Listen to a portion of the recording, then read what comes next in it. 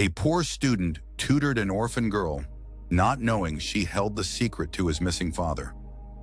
This thought echoed in Daniel Morgan's mind as he stared at the crumpled newspaper clipping that had changed everything. If only he had known when he first walked through those iron gates, that the quiet girl with searching eyes would be the one to fill the void that had haunted him for 15 years. The library lamp cast a weak circle of light across Daniel's worn textbooks. Outside, November rain pelted the windows of his tiny apartment, each drop a reminder of another bill he couldn't pay. 23 years old, with threadbare sweaters and a refrigerator that contained little more than condiments and hope, Daniel rubbed his tired eyes and checked his watch. 2:18 a.m. His engineering midterms loomed just hours away, but focus evaded him like warmth in winter. Just need to make it through this semester, he whispered to himself, a mantra worn smooth from repetition. The scholarship covered tuition, but everything else, rent, food, the medications his mother needed, those fell on his shoulders, shoulders that felt increasingly unable to bear the weight. The photograph on his desk stared back at him, a younger, happier version of himself at age 8, sitting on his father's shoulders at the county fair. Behind the frame, carefully folded, was the last postcard his father had sent before disappearing. Following a lead in Portland. Back in 2 weeks. Take care of Mom. Love, Dad. That was 15 years ago. No explanation. No goodbye. Just absence that stretched into forever. Morning came with cruel swiftness. Daniel showered in cold water to stay alert, forced down instant coffee, and headed to campus. The midterm was a blur of equations and desperation. Afterward, he slumped against a wall outside the engineering building, calculating how many more tutoring hours he would need to cover this month's rent. His phone buzzed with a text from Mrs. Chen at the community center. New student needs math tutor. Twice weekly, $30 an hour. Interested? Daniel's fingers couldn't type yes fast enough. The Oak Ridge Children's Home stood apart from the other buildings on Maple Street, its stone facade and iron gates telling a story of Victorian charity, now weathered by modern neglect. Daniel checked the address again, wondering if there had been a mistake. The community center usually arranged tutoring for struggling high school students or adults seeking GED credentials, not children from group homes. You must be Mr. Morgan, a voice called as he approached the entrance. A woman in her 50s with steel gray hair pulled into a severe bun extended her hand. I'm Mrs. Winters, head administrator. Thank you for coming on such short notice. Her handshake was brisk, businesslike. Ellie is one of our special cases. Brilliant in many subjects, but struggling with mathematics. Her school has recommended additional tutoring if she wants to qualify for the advanced science program. As they walked through hallways that smelled of industrial cleaner and cafeteria food, Mrs. Winters lowered her voice. She's been with us since she was 7. Parents died in a car accident. No other family came forward. She doesn't connect easily with others, so don't be discouraged if progress is slow. They stopped at a door marked Study Room B. Inside, a girl of about 12 sat at a table, her dark hair falling in a curtain around her face as she hunched over a notebook. She didn't look up when they entered. Ellie, your tutor is here. This is Mr. Morgan. He'll be helping you with algebra twice a week. The girl finally raised her head. Daniel felt an unexpected jolt, not of recognition, but something stranger. Her eyes were startlingly amber, like autumn leaves caught in sunlight, and they studied him with an intensity that seemed beyond her years. Hello, she said simply, her voice soft but steady. I'll leave you to get acquainted, Mrs. Winters said, and with a meaningful look at Daniel that seemed to say, good luck, she departed. Daniel set his backpack down and took the chair across from Ellie. So algebra, huh? Not everyone's favorite subject. She didn't smile. I like equations. They either work or they don't. No in between. That's true. Daniel nodded, surprised by her articulation. What part are you finding difficult? Quadratic functions, she said, sliding her notebook toward him. Her handwriting was meticulous, almost painfully neat, but her work showed conceptual misunderstandings. The teacher explains it like everyone already understands, and I don't like asking questions in front of everyone. I get that, Daniel said, remembering his own school days. Let's start from the beginning then.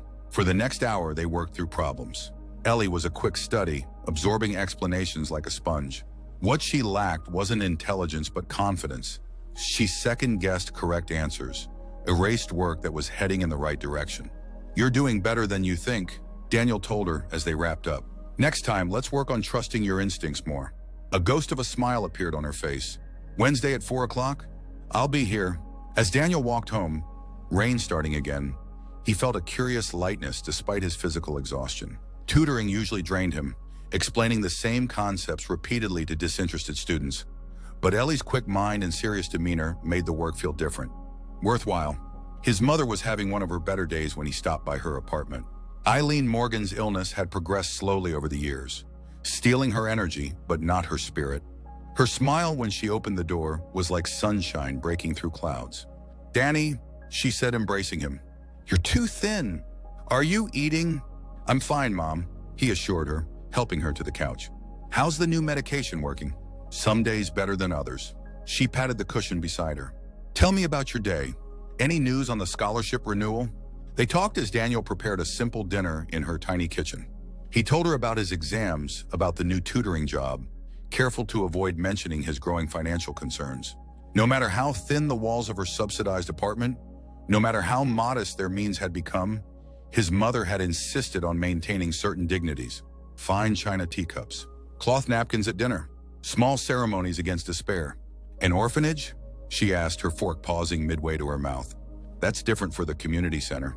"Children's home," Daniel corrected gently. "And just one student, a girl named Ellie. Smart kid, just needs someone to boost her confidence." His mother's eyes softened.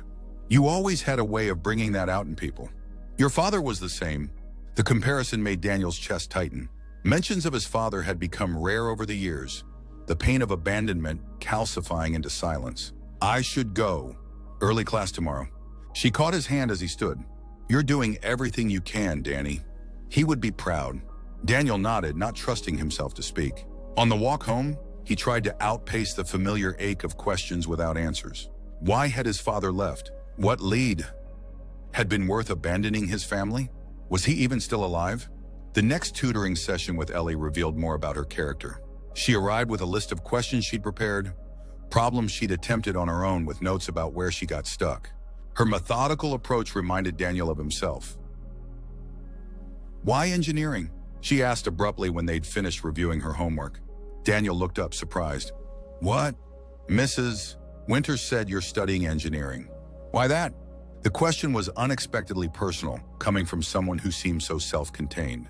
"I've always liked understanding how things work," he answered, "taking them apart, putting them back together, making them better." Ellie nodded as if confirming something to herself. "Is that why you have those calluses on your hands?" "From building things." Daniel glanced down at his palms, roughened from the maintenance work he did at his apartment building in exchange for reduced rent. "Partly, also from working. College isn't cheap." "You're poor," she stated, not unkindly, just matter-of-factly. A startled laugh escaped him. "I prefer financially challenged." "But you still help people. Like me. Tutoring pays," he reminded her. "Not enough." Her amber eyes held his. "Not for how good you are at it." The simple observation, free of pity or judgment, caught Daniel off guard. "We do what we have to do," he said finally. "Now let's get back to these word problems." As the weeks passed, Ellie's progress in mathematics accelerated. Daniel found himself looking forward to their sessions, to her unexpected questions and the quiet intensity with which she approached every problem. Sometimes she would watch him with a strange expression, as if trying to solve a puzzle more complex than any equation in her textbook. December arrived with bitter cold and the mounting pressure of final exams. Daniel's schedule became a gauntlet of tests, papers, and extra tutoring sessions to cover holiday gifts for his mother. Sleep became a luxury he could rarely afford. It was during this time that the dreams began. Dreams of his father standing at the edge of an unfamiliar forest, trying to speak but making no sound. Dreams where he followed the familiar broad-shouldered figure down winding paths that led nowhere. He would wake gasping, sheets damp with sweat, feeling as though he'd missed something vital. The last tutoring session before winter break fell on a day when snow blanketed the city. The children's home looked almost picturesque, its grim architecture softened by white. Daniel arrived to find Ellie waiting with uncharacteristic impatience. "I got accepted to the advanced science program," she announced before he'd even set down his bag. "That's fantastic." Daniel grinned, genuinely pleased. "I knew you could do it." "It's because of you," she said with a certainty that brooked no argument. Then unexpectedly, she pushed a small package across the table. "This is for you, for Christmas." Daniel stared at the gift, wrapped in newspaper and tied with a piece of yarn. "Ellie, you didn't have to." "I know. I wanted to." Her expression remained serious. You can open it now. Carefully, he unwrapped the package. Inside was a handmade bookmark, cardstock decorated with intricate geometric patterns drawn in colored pen, laminated with what looked like packing tape. It's the golden ratio, Ellie explained, pointing to the spiraling pattern. It's in everything beautiful in nature. Seashells, flower petals, galaxies. She hesitated. Mrs. Evans, she's the art therapist. She says we should create things that remind us of people. This reminded me of you because you see patterns other people miss. Something warm expanded in Daniel's chest. It's perfect. Thank you. He had brought her a gift too, a used astronomy book he'd found at a thrift store after she'd mentioned an interest in stars. Her eyes widened when she unwrapped it. This is the one with the fold-out maps of the constellations. She breathed, fingers tracing the cover reverently. As their session concluded, Daniel found himself reluctant to leave. Have a good holiday, Ellie. Keep practicing those equations. She nodded, then said with unexpected vulnerability, Will you still be my tutor next year? As long as you need me, he promised. The holidays passed in a blur of extra shifts and quiet celebrations. Daniel's mother had a health setback that required 3 days in the hospital, days of fluorescent lights, antiseptic smells, and mounting medical bills that no amount of tutoring could address. By the time classes resumed in January, Daniel felt hollowed out, running on fumes and determination alone. Ellie noticed immediately. You look sick, she said when he arrived for their first session of the new year. Just tired, he assured her, suppressing a yawn. How was your break? Instead of answering, she studied him with that penetrating gaze. You're working too much. Your hands are shaking. Daniel tucked his trembling fingers under the table. 3 nights with minimal sleep while finishing a paid programming project would do that. I'm fine. Let's see what your teacher has you working on now. But Ellie wouldn't be deflected. Is it your mom? Mrs. Winters said she's sick. The direct question startled him. She has good days and bad days, he said carefully. Ellie nodded as if confirming a theory. Like Mrs. Peterson here. She needs special medicine that costs a lot. Something like that, Daniel acknowledged. Now seriously, let's focus on your work. After the session, as Daniel was packing up, Ellie said abruptly, My parents died when I was 7, but I remember them. Daniel paused, sensing the importance of this sudden confidence. That's good. Having memories, I mean. My dad was an engineer too. She continued, her eyes fixed on some middle distance. He built bridges. Mom said he connected things that weren't meant to be connected. She looked directly at Daniel then. Do you have a picture of your dad? The question sent an odd shiver through him. At home, yes. You should bring it sometime, she said, then gathered her books and left without further explanation. That night, Daniel dreamed again of his father.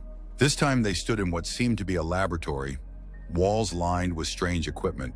His father was writing something, turning occasionally to look at Daniel with urgent eyes.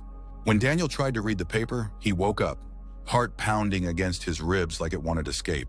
He brought the photograph to their next session, the one from his desk of himself and his father at the fair. He wasn't sure why, except that something in Ellie's request had felt important, almost necessary. When he showed it to her, she studied it with an intensity that seemed beyond casual interest. Punam. What's his name? Thomas. Thomas Morgan. Her fingers hovered over the image without touching it. When did he disappear? Daniel blinked, certain he hadn't mentioned that detail. 15 years ago. How did you... Mrs. Winters talks to the other staff about you, she said quickly. They think it's sad how hard you work. The explanation didn't quite ring true, but Daniel let it pass. It was a long time ago, but you still miss him, Ellie stated. It wasn't a question. Every day, Daniel admitted, surprised by his own candor. She nodded as if he'd confirmed something important. Sometimes people leave because they're trying to protect the people they love. Something about her tone made the hair on Daniel's arms rise. Did someone tell you that? But Ellie had already turned to her textbook. We should start on the new chapter. I have a test Friday.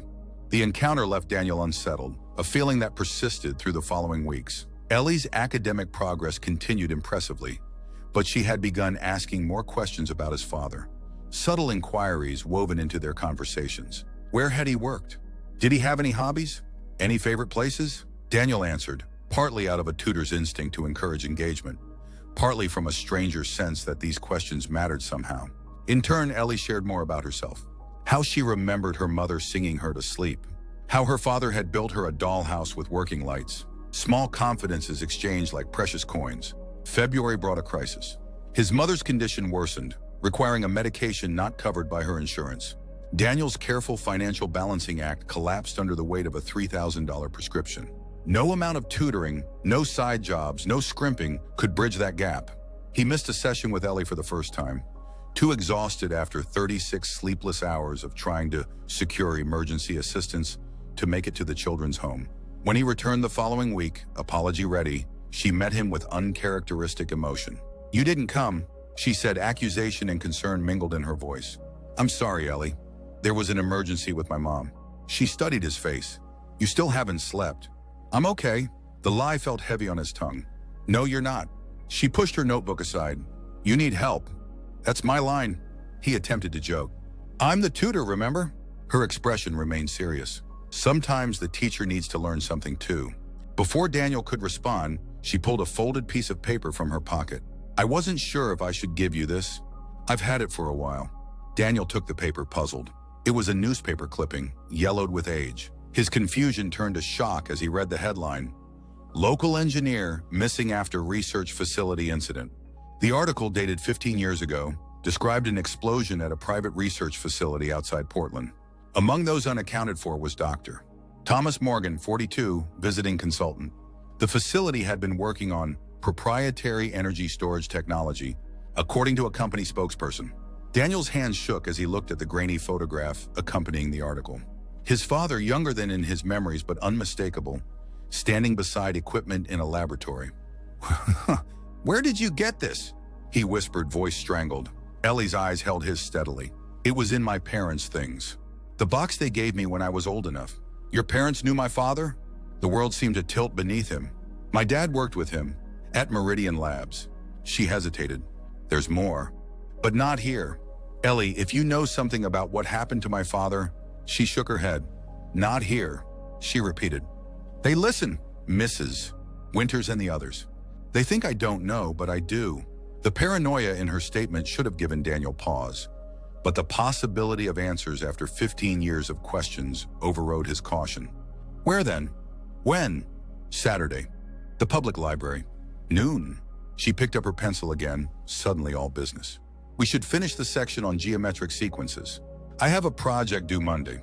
Daniel went through the motions of the tutoring session, his mind reeling. Could this 12-year-old girl really hold information about his father's disappearance? Was it coincidence that she'd been assigned to him as a student? Or something else entirely? The days until Saturday stretched like years. Daniel researched Meridian Labs online, finding only sparse information. A private research company that had closed shortly after the incident mentioned in the article. Former employees were nearly impossible to trace. The official investigation had concluded that faulty equipment caused the explosion, with 5 presumed casualties, including Thomas Morgan. But presumed wasn't confirmed, and Daniel had never accepted that his father was dead. Not when he'd promised to return, not when no body had ever been found. Saturday arrived with painful slowness. Daniel reached the library half an hour early, heart pounding with anticipation and doubt. When Ellie finally appeared, she wasn't alone. A middle-aged woman accompanied her, tall, with streaks of gray in her dark hair and the same serious expression as her charge. "This is Mrs. Bennett," Ellie introduced her. "She's my caseworker from the state. She knows everything." Mrs. Bennett extended her hand. "I apologize for the secrecy, Mr. Morgan. Ellie came to me after your last session, quite distressed. She's been carrying this information for some time, unsure what to do with it." They found a quiet study room in the back of the library. Daniel could barely contain himself as they settled around the table. "Please," he began, "whatever you know about my father..." Mrs. Bennett held up a hand. "First, I need to explain Ellie's connection to all this. Her parents, David and Clara Winters, were scientists at Meridian Labs. They died 5 years after the incident that was reported to have claimed your father's life." "A car accident," Ellie said quietly. "That part's true. Before they died," Mrs. Bennett continued, "they arranged certain provisions for Ellie, including a safety deposit box that she could access when she turned 12, with instructions to their lawyer about who should help her." "Me?" Daniel asked, confused. "No. Me," Mrs. Bennett corrected. "I was Clara's college roommate. I've been watching over Ellie through the system since their deaths, making sure she was safe, waiting until she was old enough for the contents of that box." Ellie pulled a worn envelope from her backpack. My parents left me letters, explaining things, about their work, about what really happened at Meridian. She slid the envelope across the table to Daniel. And about your dad. With trembling fingers, Daniel opened the envelope. Inside was a handwritten letter in a small flash drive. To whom it may concern, if you're reading this, our daughter Ellie has determined you can be trusted with the truth. We worked at Meridian Labs on a classified energy project, one with implications beyond what the public was told. The explosion in 2008 was not an accident, but a deliberate attempt to destroy research that some believed too dangerous to continue. Thomas Morgan discovered that our research was being weaponized without our knowledge. He attempted to expose those responsible and was targeted as a result. The explosion was meant to silence him and destroy evidence. He survived. We helped him disappear. This was the only way to protect him and his family from those who wanted him silenced permanently. He continued his work in secret, trying to gather enough evidence to safely return one day. We maintained contact with him until our accident. The drive contains his last known location and all the evidence he compiled. We entrust this information to your judgment, with hope for truth and justice. David and Clara Winters. Daniel read the letter 3 times, his vision blurring with tears. He's alive, or at least he was when they wrote this. The letter is dated 7 years ago, Mrs. Bennett said gently. Shortly before their accident, I can't promise what you'll find now, but it's more than you had yesterday, Ellie said, her voice small but certain. Daniel looked at her, this serious child who had carried such a burden, who had recognized his name when he first arrived to tutor her, who had waited and watched to determine if he could be trusted with the truth. Why did you wait to tell me? He asked. Ellie met his gaze directly. I needed to know what kind of person you are. My parents' letter said I should be careful, that bad people might still be looking. She glanced at Mrs. Bennett, who nodded encouragingly. And I needed to know if you were strong enough. For whatever we might find, the flash drive contained coordinates for a remote cabin in the mountains of northern Idaho, along with encrypted files detailing corporate espionage, illegal weapons development, and the names of government officials involved in covering up Meridian's true activities. The final file was a video. Thomas Morgan, older, bearded, but unmistakably Daniel's father, recording a message dated 6 years ago. If you're seeing this, something has happened to David and Clara, he began, his voice exactly as Daniel remembered. They were my only contact with the outside world, my only link to the family I had to leave behind. His eyes, Daniel's eyes, looked directly into the camera.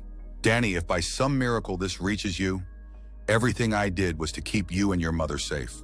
I never stopped trying to find a way back to you. The video continued with details about evidence hidden at the cabin, instructions for exposing the truth safely. Daniel watched it until he had memorized every word, every expression on his father's face. I need to find this cabin, he said finally, looking up at Mrs. Bennett. I need to know if he's still there. It's dangerous, she warned. These people destroyed lives to protect their secrets. They wouldn't hesitate to do it again. I can't walk away. Not now. Daniel turned to Ellie. Thank you for trusting me with this. Are you going to look for him? She asked simply. Yes. Then I'm coming too. Absolutely not, Mrs. Bennett interjected. Ellie, you've done your part. This is beyond what your parents would have wanted. They wanted the truth to come out, Ellie countered, and they trusted me to decide who should know it. Her amber eyes, so serious, so much older than her years, fixed on Daniel. He needs help, and I need to see it through.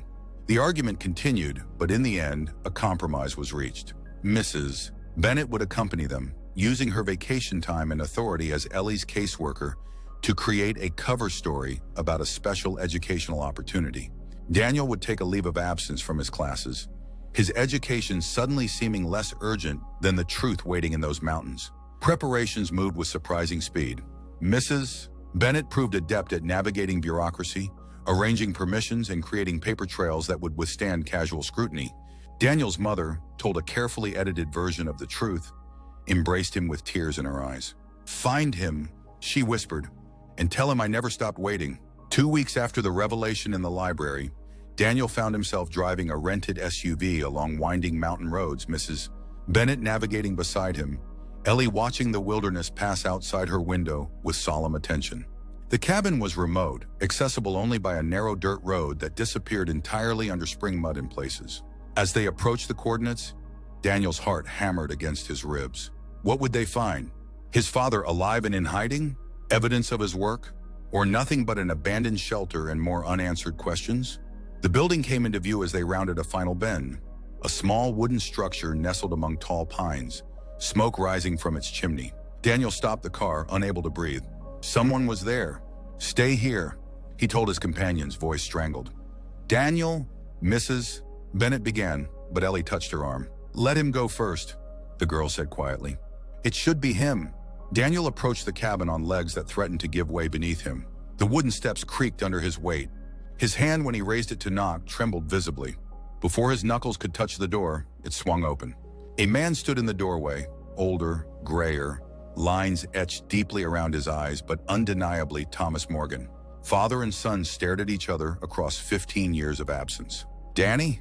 His father's voice broke on the name, disbelief and hope battling in his expression. "Dad." It was all Daniel could manage before emotion closed his throat. Thomas Morgan stepped forward and pulled his son into an embrace that collapsed a decade and a half into a single moment. They clung to each other, both weeping openly, words unnecessary in the face of such reunion. When they finally separated, Thomas looked past Daniel to the car. "David and Clara?" he asked, hope in his voice. Daniel shook his head. "They died, Dad. 7 years ago." He turned to gesture toward the vehicle.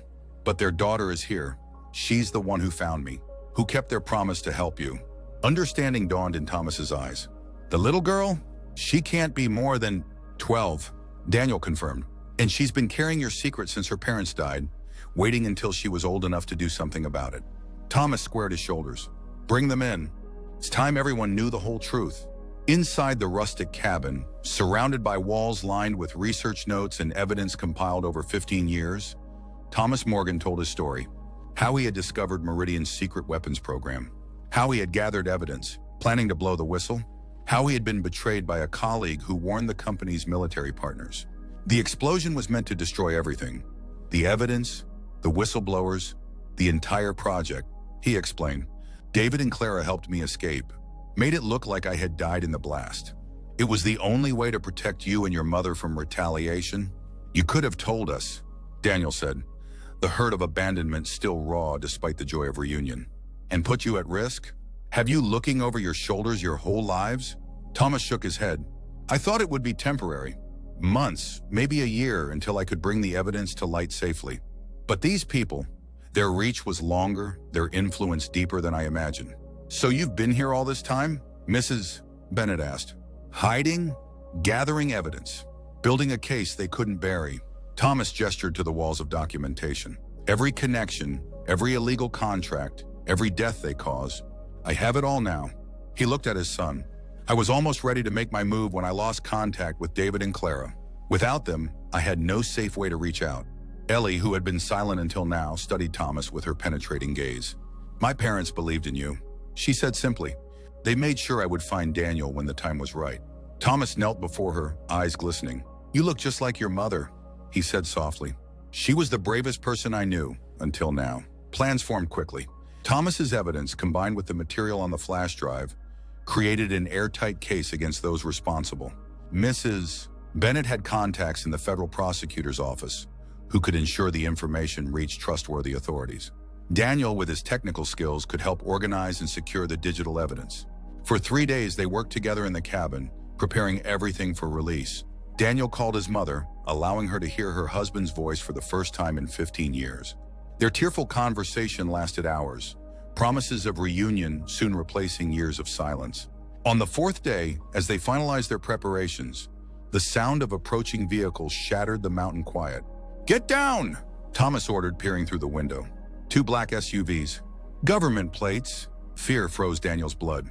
"How did they find us?" "It doesn't matter now. We need to move."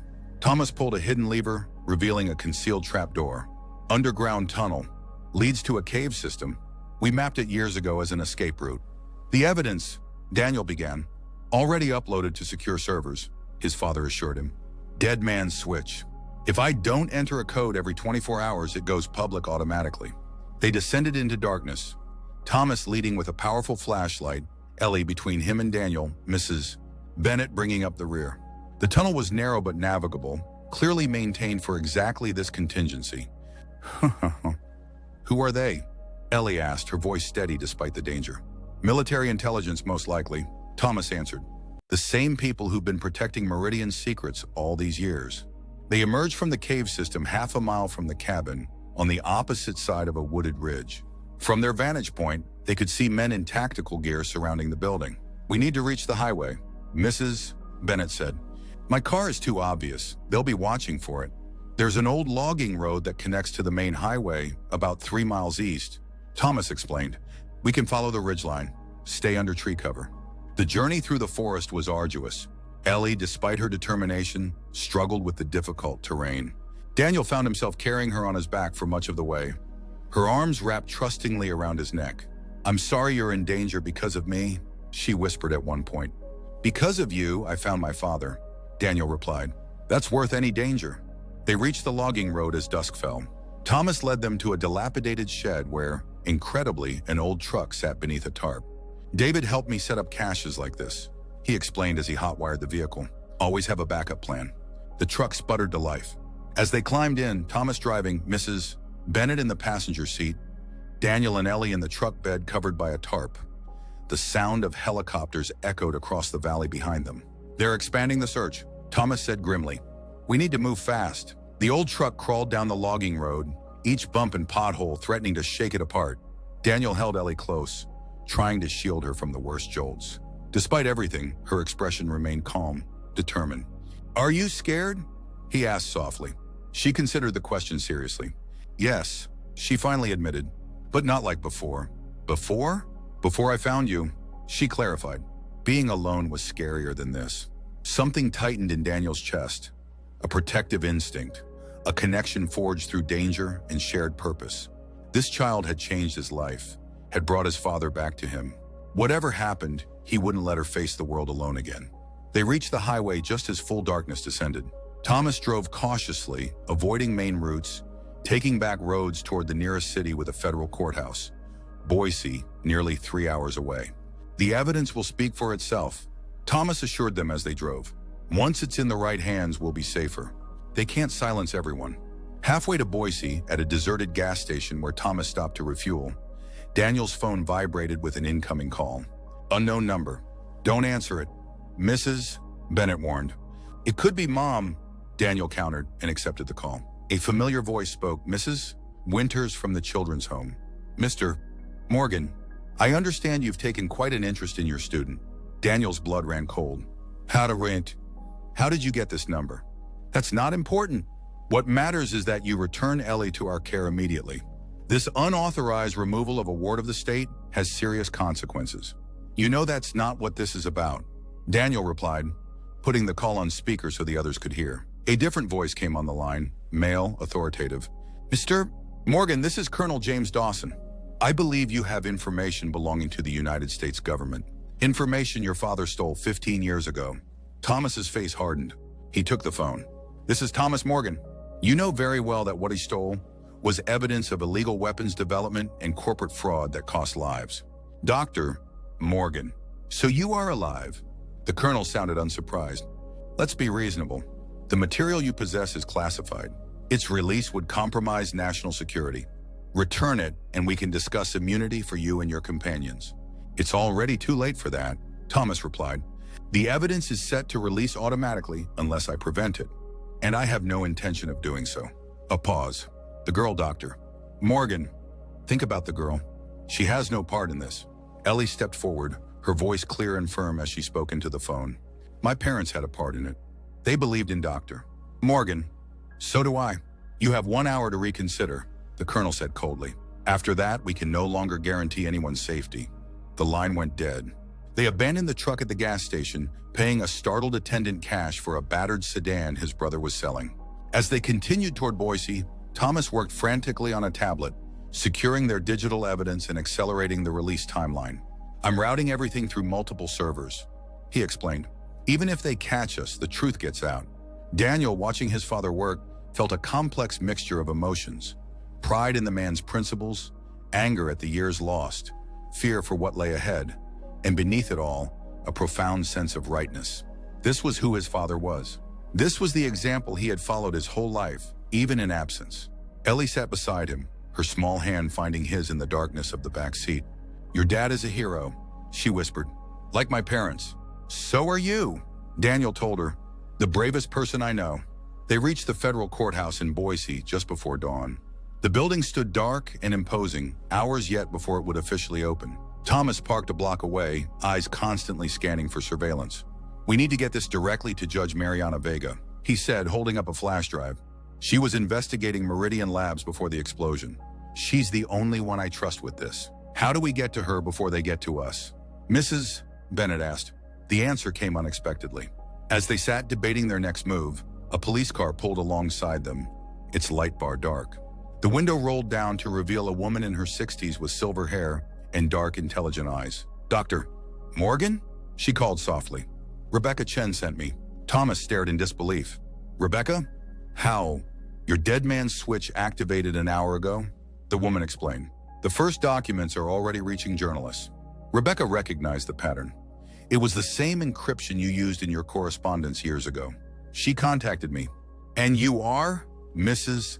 Bennett asked suspiciously. Captain Eliza Torres, Boise Police, and a former student of Judge Vega.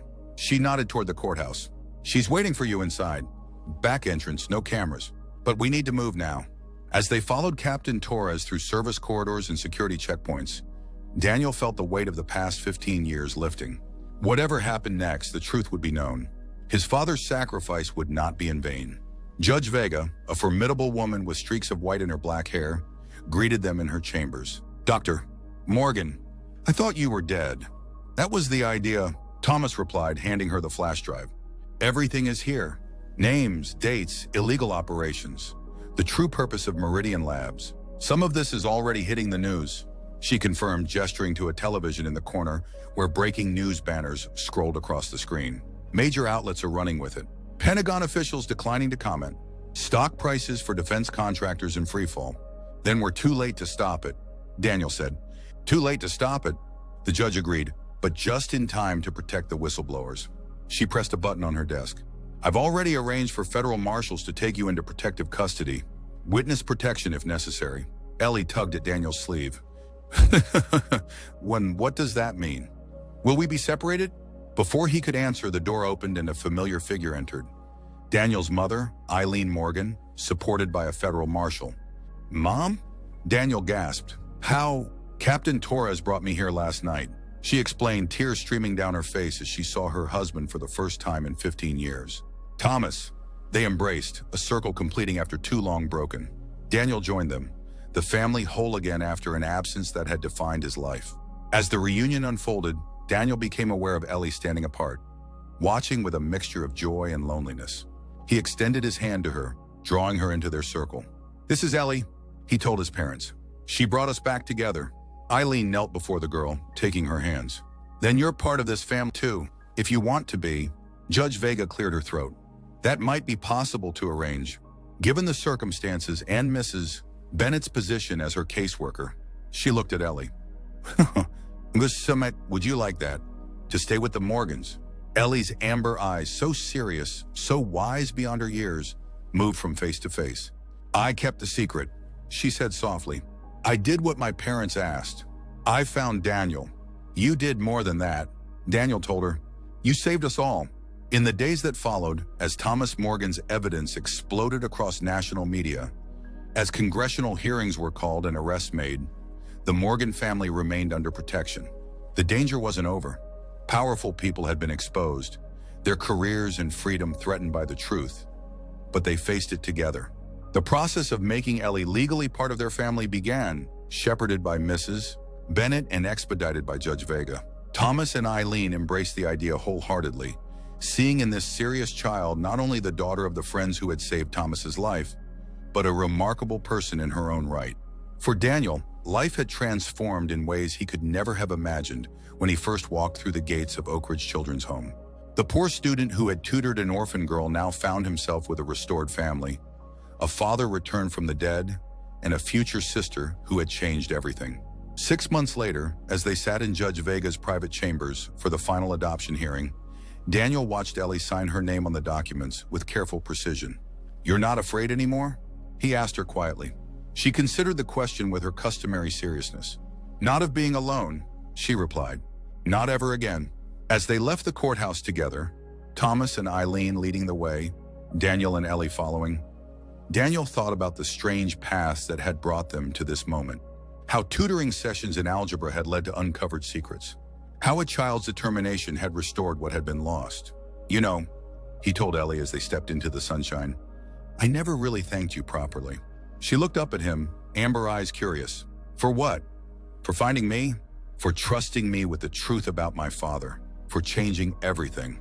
Ellie smiled then, a full, unreserved smile that transformed her serious face. You changed everything for me too, she said simply. That's what family does. Daniel put his arm around her shoulders as they walked toward their parents and whatever future awaited them. A future they would face together, no longer strangers, no longer alone, but connected by choices and courage and the power of unexpected kindness to heal even the deepest wounds.